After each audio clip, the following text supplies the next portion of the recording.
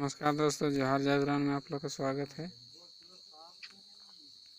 भारत के पूर्व राष्ट्रपति प्रणब मुखर्जी नहीं रहे, उनका देहांत हो गया।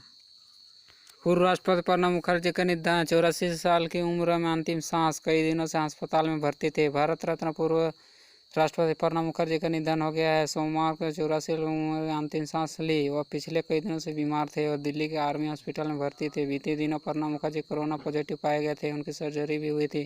प्रणब मुखर्जी के बेटे अभिजीत मुखर्जी ने ट्वीट कर प्रणब मुखर्जी के निधन की जानकारी दी। Pranab Mukherjee coronavirus positive पाए गए थे और उनकी हाल ही में ब्रेन सर्जरी की थी। प्रणब मुखर्जी को खराब स्वास्थ्य के कारण 10 अगस्त को दिल्ली के आरआर हॉस्पिटल में भर्ती कराया गया था। उनके मस्तिष्क में खून का थक्का जमने के बाद सर्जरी की गई थी। उस वक्त उनके कोरोना पॉजिटिव होने की जानकारी मिली थी। पिछले कई दिनों से बड़े डॉक्टर उनकी निगरानी कर रहे थे, लेकिन लगातार उनकी तबीयत बिगड़ती जा रही थी, जिसके कारण वो सोमवार को अंतिम सांस ली। 84 साल के प्रणब मुखर्जी 2012 में देश के राष्ट्रपति बने और 2017 तक वे राष्ट्रपति रहे। साल 2019 में उन्हें भारत रत्न सम्मानित किया गया।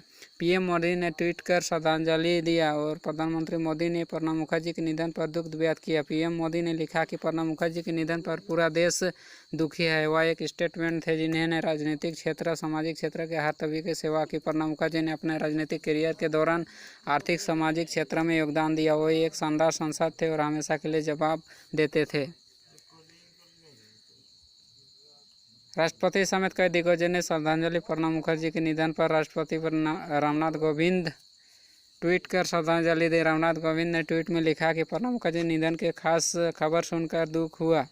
उनका जाना युग का अंत है। प्रणब मुखर्जी ने देश की सेवा की। आज उनके जाने पर पूरा देश दुखी है। असाधारण विवेक के धनी भारत रत्न श्री प्रणब मुखर्जी व्यक्तित्व, परंपरा, आधुनिकता का अनूठा संगम था।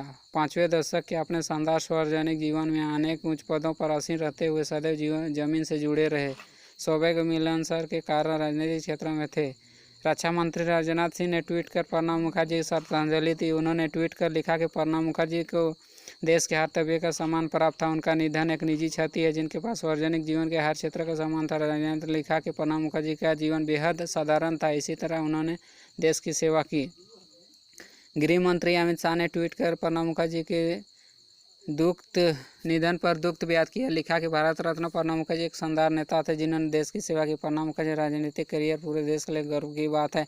अमित शाह ने लिखा, प्रणब मुखर्जी ने अपने देश की सेवा की। उनके निधन के बाद देश के सार्वजनिक बड़ी क्षति हुई है। प्रणब मुखर्जी का जन्म 11 दिसंबर 1935 पश्चिम बंगाल के बीरभूम में हुआ था। शुरुआती पढ़ाई में उन्होंने गृह जिले से ही की थी, लेकिन बाद में कोलकाता में राजनीतिक शास्त्र की पढ़ाई करने आ गए और 6 के दशक तक अपने राजनीतिक जीवन में प्रणब मुखर्जी ने हर वो मंत्रालय पद संभाला है जो राजनीतिक जीवन में काफ़ी बड़ा माना जाता है। प्रणब मुखर्जी ने 1969 5वां बार राज्यसभा के सांसद चुने गए। फिर 2004 में उन्होंने चुनावी राजनीति में कदम रखा। लोकसभा सांसद भी चुने गए। इंदिरा गांधी की मदद से राजनीति में प्रवेश करने वाले प्रणब मुखर्जी कांग्रेस का सबसे बड़ा और भरोसेमंद चेहरा भी बने। साल 1973 में प्रणब पहली बार केंद्रीय मंत्री बन के लगातार इंदिरा गांधी की सरकार, फिर राजीव गांधी की सरकार में मंत्री रहते। 1980 में प्रणब मुखर्जी का राज्यसभा और कांग्रेस नेता बना दिया गया। प्रधानमंत्री के पद उनकी धमक पार्टी में दिखी। साल 2012 प्रणब राष्ट्रपति बने। वो 2017 इस पद पर रहे। इस दौरान शुरुआती में मनमोहन सिंह, अंतिम वर्षों में नरेंद्र मोदी के साथ काम किया। नरेंद्र चर्चा में रही और मोदी सरकार ने उन्हें भारत रत्न से नवाजा गया। 2019 में प्रणब मुखर्जी का भारत रत्न दिया गया। ओके दोस्तों।